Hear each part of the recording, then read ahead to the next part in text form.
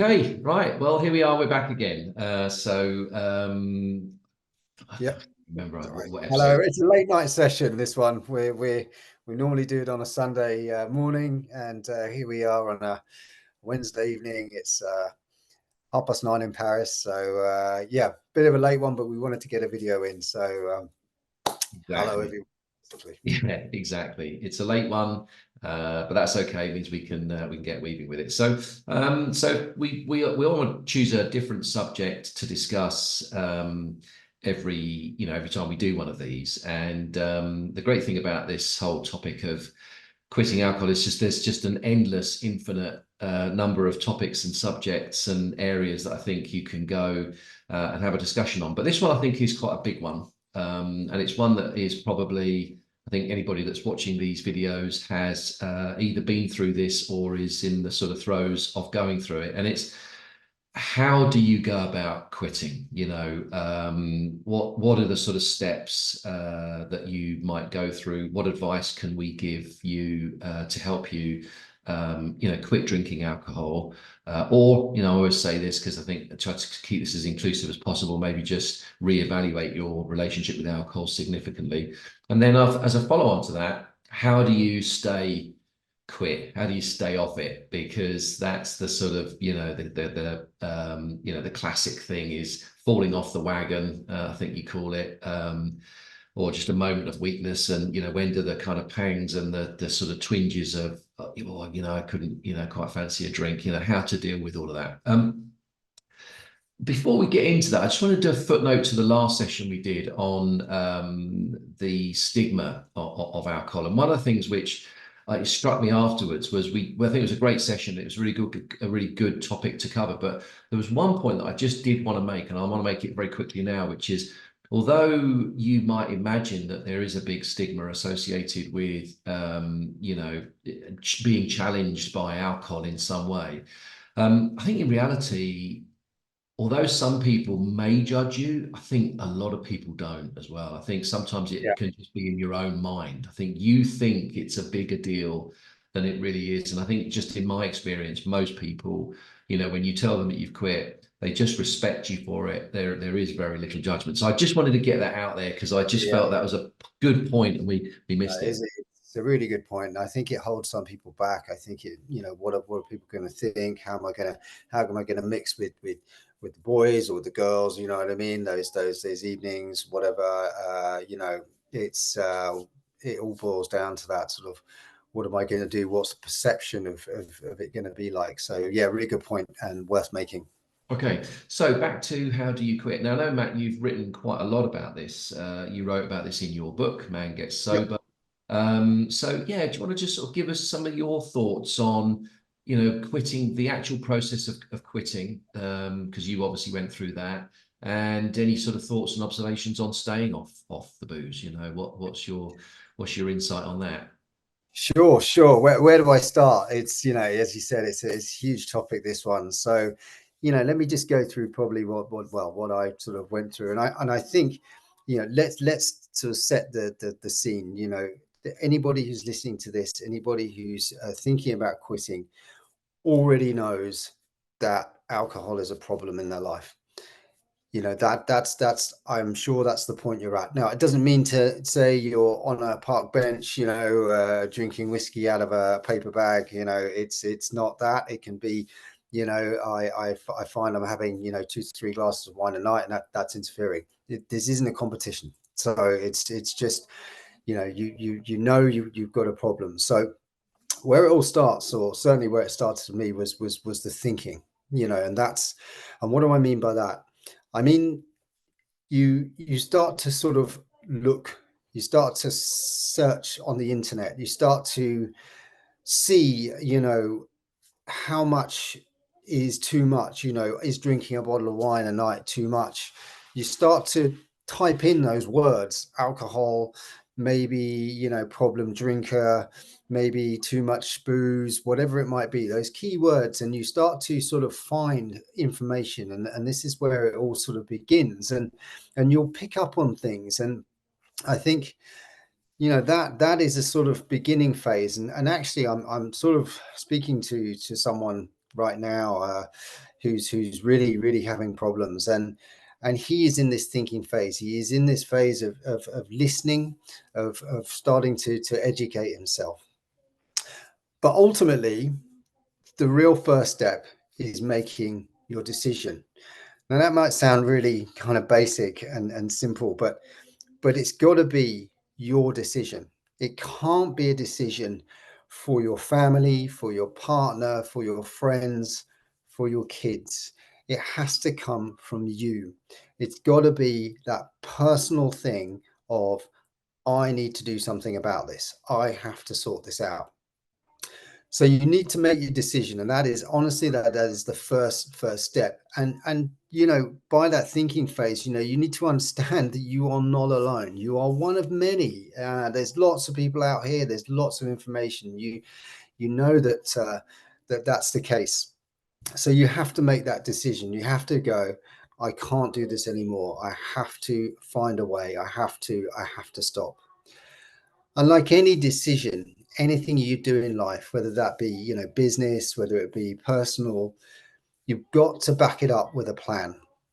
And that is the most key thing. I think those two things, if I'm talking about someone sitting here today thinking, I need to do something about it. It's make that decision, make an educated decision as to, why you want to stop, and then create your plan behind it. And I talk about this in my book, and my plan was honestly so simple. It really was. I took a piece of paper, I wrote down for 2 weeks the days of the week, morning, afternoon, evening, and I planned exactly what I was going to do on each day. Now, of course, there was work involved with that, so I wrote down work. But in the morning, it would be like watch video on quitting alcohol. In the evening, I had to fill that time where before I would have been drinking. And if you can fill that time, you get past that moment of wanting to have a drink because you're doing something else, because you have kind of no choice. So really, those are the two things I think, is the beginning, if you like, and I go through it in much more detail in my book, Man Get Sober. But really make your decision, create your plan. There is another step which I won't go into detail today, but that is decide if you need professional help, and that can be once you've made your decision. It can be before you've made your decision, but you need to think about that. It wasn't the road I went down, but that is just my personal experience.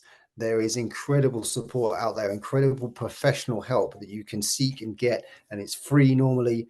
You can go to your doctor, you can join support groups, you can be part of AA, so many things out there. But those three things, really have to be the beginning of your journey. Yeah. There's even a word for the thinking phase now, isn't there? They call it sober curious. Which is Exactly. yeah, Exactly. quite a sort of nice, quite a sort of pleasant, comforting word for that process. But you said a couple of interesting things there, which I just wanted to kind of reflect back on. One was the point about it has to be your decision, and that's a really important one.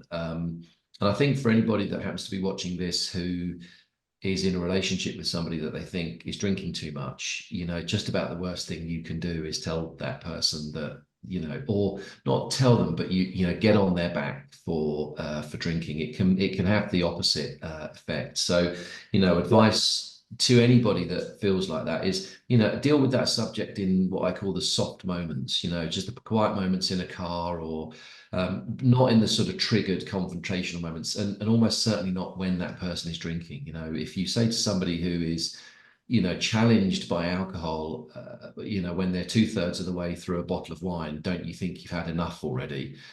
You may as well just open the floodgates at that point, because it's going to have Yeah. the opposite impact. It can hit the fuck it button, as I like to call it, Yeah, which exactly. And that the is worst.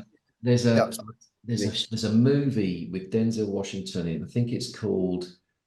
Anyway, he plays an airline pilot with a drinking problem, and there's this scene in a hotel room, and it's just, if you've ever had those fuck it moments, you'll resonate with this. And he's just looking at the minibar, and he just has this moment when he just literally kind of goes, fuck it, and he just starts drinking. And anyway, of course, the movie progresses from there, and I don't want to spoil it for anybody, but it goes progressively. It goes from bad to worse. But yeah, so it definitely has to be your decision. And I think the other thing about the thinking period is, for me, there has to be some kind of pain associated with this. I think that's your why. And like you said, Matt, the pain can just be, I'm drinking 3 or 4 glasses of wine a night, and I'm tired, and it's giving me anxiety. It's making me not sleep great, and or it could be I'm getting absolutely plastered, 2 or 3 times a week, and it's ruining my relationships and my career. Ben Affleck, I think, said this recently, that you just have to build up the pain, and you'll be ready. I would just say, I mean, Kevin O'Hara, who we've talked about previously, who does some excellent, produces excellent content on this subject, he always just says, look, you just have to stop putting alcohol in your mouth. And actually, when you boil it down, Yeah. that's really all you have to do. You just have to stop pouring this poisonous ethanol into your mouth. And if you stop doing that, you'll be off it. And I think for me, it was just, I was tired. I was just tired. I was sick and tired of, Monday morning coming around and feeling low energy, depressed. And I think one of the things I'd say to anybody that's thinking about quitting alcohol and think about it is, think about the other side. Think about how amazing the world will look when you have done something and you've shown the courage to face the world without alcohol. And the weird part that I've found is that great decision for me to stop drinking led to loads of other great decisions. I started exercising more, I started reading more, I did more in my business. My world completely changed.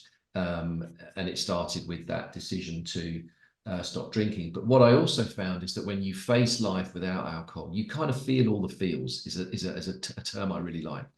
If you're a drinker, you can kind of turn the volume down. You're only a few glasses of wine away from, for me anyway, it was when I had a few glasses of wine in me, I didn't really think about work. I didn't really think about anything. I just was in a totally different headspace. You lose that when you stop. But what I found is it's really liberating. It's a really liberating feeling to feel like you're able to, face the world, feel all the feels, and you're doing it unencumbered. And the final point on that is, it takes courage. It does take a bit of courage, but courage is not something you feel. It's just something that you do. You don't have to feel courageous. You don't have to feel confident. Just put the first foot forward, step into that unknown, and it sort of follows from there. Yeah. No, I 100% agree. And I think your point on pain is very true. I think it's actually on the first page of my book, where the pain totally outweighs everything, and that's what happened to me. I won't go through it in this particular video, and I may have been through it before, but I had a rock bottom moment. It was me being drunk, and actually there's more to the story, but I forgot to pick up my kids, and it was one time too many, and that shook me to my core. It basically put me in front of the mirror and made me look at myself and say, what have you become? This is what's happened. It was inexcusable, and it was, once again, and that pain just, it hit me, and I guess, and in some ways, and actually I spoke to the guy who I'm speaking to at the moment. He said he wishes almost that he could have a rock bottom moment, and that's such a terrible thing to hear, but I understand, because for some of us who do, and it does spark that reaction, that, and I just, trust me, I've been thinking about it for a long time. I knew it was getting out of hand, and I'd actually had a period of sobriety before then, and that's something else I'd like to talk about as well, which is the staying sober piece. And so the pain is so key, and it really is. For me, it just was like a light coming on in my mind. It was just, this stops now. And I am very lucky, because it did. Did it take work? Yes, it did. Did it take a lot of self-searching? Yes, it did. Was it easy? The actual physical, not putting any alcohol in your mouth was actually quite easy, because I just didn't want to do it anymore. mm, but you know, it takes work. mm, But that staying sober piece as well, you know, it is a journey. It's a long journey, but it's one you can find pride in. And you know, I think what you need to understand is like Margaret Thatcher once said that you know, you have to fight a battle more than once to win it. And I think that's true. We don't always get it right the first time, and there's this word out there that everybody knows, which is one I am not a fan of, and that's relapse. You know, relapse sounds so I don't know, desperate almost. It's like, oh, he's relapsed, you know. And you know, the reality is, you know, the word is kind of correct, because when you do slip up, you do tend to go back to what you were doing before, and the levels are of the levels you were at before. And that's what happened to me. I stopped over a Christmas. I was under pressure to stop. My wife wanted me to stop. I felt that I had to stop. You know, something happened. I got drunk at an inappropriate time, and but it wasn't my decision. And that's so key. And that I'll go back to that again. You know, it's got to be your decision. But I slipped up, and I think you can use that term. And you know what? Any time sober is better than no time sober. And remember that. You know, if you stop for a few days, you've had a few days sober. And if you go back, then that pain will come back again, and that hopefully will be what, you know, is the catalyst. mm, So mm. yeah, Yeah. you know, Yeah, I lots to think think about that. yeah, yeah. Look, brilliant, and I agree with you on relapse, because relapse to me always suggests it's like, oh yeah, well, we always knew that you were a loser, and now you're just going back to where we all kind of Yeah, assumed you'd be anyway, and it's just bullshit. So okay, so look, it's like all of these subjects, you know, it feels there's so much to talk about when it comes to quitting. What I would say is, if anybody is struggling with it, reach out to us. You know, Matt's book will help. And we can definitely point you in the right direction in terms of content, advice, you know, help to sort of guide you through making that decision. So just to sort of finish off, and maybe we can kind of continue this conversation in the next session, because I feel like yeah, this is a big one too. You know, I think I we've think rather so. I think it needs more. Yeah. yeah. So just very quickly on, you know, staying off the booze. My comments on that would just always be to remind yourself of the fantastic things that come with quitting. If you want to read, you know, we've done a video called, you know, the incredible benefits of quitting. We did one on our top 3 benefits of quitting. And, you know, look, for me, I went from somebody that was heavily in debt. I was fat, definitely fat. You know, I was losing. Yeah, I was, no question. I was losing about 40 hours a week to alcohol. So that's 40 hours of, you know, it's a working week I got back. And I got anxiety. I got when I drank the sort of the tailwind of you know, feeling anxious, not feeling confident, brain not really working as it should do, really killed me. And when I quit, all of that just went. You know, I'm out of debt. I made a great success of the business that I had. I lost a lot of weight, became super fit, very proud of myself. I think that by not drinking, we've used this term before, it's like a superpower. It's Mm. something which is so incredibly that it just, you're so unencumbered when you don't drink. There's nothing that's going to get in your way outside of, you know, disasters and all the rest of it. But in terms of just regular, normal day-to-day life, you can achieve so much more. You're so much happier. You remove so many problems, you know, from just simple stuff like drink driving to, you know, hangovers, people getting pissed off at you because you drank too much, you being pissed off at yourself because you drank too much. You just clear that all away. And so I think it's just, for me, that would be my advice. Just don't, you know, eye on the prize. Don't take your eye off the incredible upsides, benefits, life-changing impact of taking that one terrible thing away. Yeah, I don't think there's much I can add there. That's you know, it's absolutely true. You know, there's, you know, people say, and it is absolutely true, that by removing one thing you gain everything, and it's absolutely true. And it may not seem that way. It may seem difficult. There's the fear of missing out. There's, you know, you know, that concern or worry about what people think, what, you know, but trust me, what they will think of you is far more if you do something about it than if you don't. And you know what? It's like, I go back to that thing. It's okay to slip up. Just get up and go again. And it's so important to do that.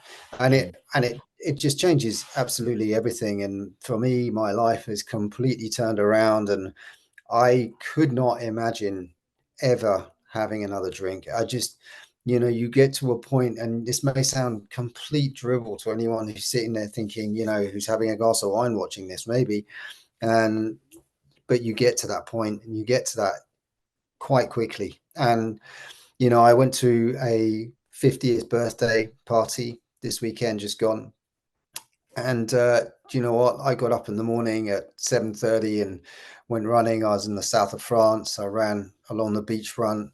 Beautiful morning, fantastic. And everyone else was feeling sorry for themselves. And just, the pleasure of that is your superpower there. You are, I don't want to say better than other people, because that's not really what I mean. I'm searching for the right word. But Well, I think you you are end the up one. in a better place Yeah, that's it. you That's know. it. You are the one who is up, who is different, and different is good, and different brings incredible things. It opens doors. It allows you to become yourself again. And I think that's something that I've sort of felt is, I've become actually that, the kid I was, if you know what I mean. Like, I was always kind of quite solitary and shy, and I don't think I dealt with that. And now I realize that it's perfectly okay to be kind of quite solitary and enjoying your own company, and being relatively shy and being sort of slightly uncomfortable in certain situations. That's absolutely fine. And I think I used alcohol in many ways to start with to combat that. And you know, uh, everything's changed now. So What's amazing is that by not drinking, I think it gives you the clarity to think, where you said, I feel uncomfortable in certain situations, as do I. I get social anxiety in certain situations. And I think previously, whereas when you're drinking, I think I would just beat the shit out of myself mentally for it. Now I'm very comfortable with it. I'm okay. You become, yeah, I've talked before about this thing about, a return to self when you take it away. And I think you just said it. You said I've become the kid I used to be. The way I interpret that, Matt, is you've just become the person you actually are. You've that's it. returned That's it. to the sort of, energetic, optimistic, yeah, maybe you're right, maybe sort of slightly introverted, solitary soul, but that's who you are, and you're really comfortable with that now. And that's Exactly. and That's that's the key the point. thing that's Yeah, just incredible, and I couldn't agree more. So I think probably we can wrap it up. But I just wanted to sort of summarize, because I always think I try and give anybody that's watching this the best sort of possible advice that we could. So I think the sort of summary when it comes to quitting is, if you're thinking about it, think more about it. There's loads and loads of resource. Um, Lean into it, take the step, make the decision. It has to be your decision, yeah, and ask yourself the question, what might the world look like without alcohol in it? It's a simple question, and yeah. it's worth trying. It's worth discovering. It's worth peeping through and taking a look at that. Remind yourself of all of the upsides. Your sort of risk of disease, etc., and mental illness decreases significantly. So there's tons of those. Read Matt's book. Read the book. Look at the resources that are available to you. And when it comes to staying off it, I think what we've just said is we've said it in this video, but maybe we'll do more on that as well. We'll talk a bit more about how, why, and what you can do to stay off it. Absolutely, absolutely. And I would say as well, make your plan.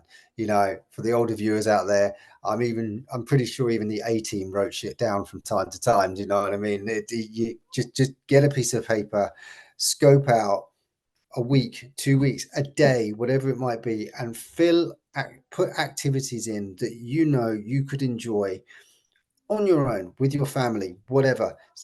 For me, I've said it before, the cinema was a salvation for me. I went to the cinema 2, 3 times a week because I knew I could go, the timings were right and everything. But yeah, make your decision, do that thinking part, decide if you need some help or not, have a look into it, lean into it, and create your plan and Brilliant. stick to it. Brilliant, brilliant, brilliant. Okay, fantastic. Well, stay safe, everyone. Don't Yeah, ever quit quitting, and we will catch you on the next one. Thanks very much for checking this out. we will.